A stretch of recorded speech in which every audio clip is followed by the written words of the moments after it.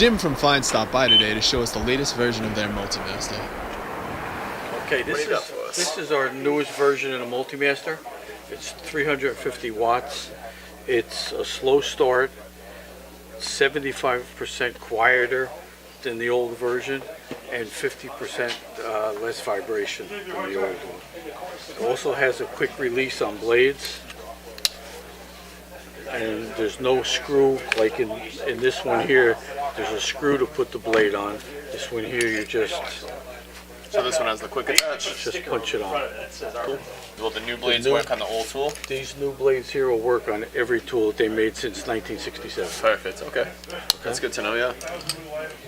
And we got blades for cutting pipe. We got blades for taking the grout out of tile.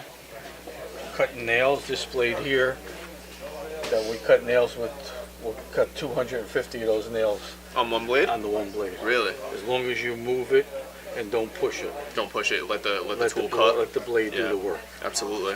So.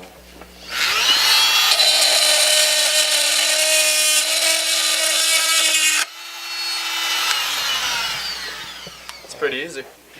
Well, awesome. Thanks for stopping by, Jim. Thank you. Absolutely.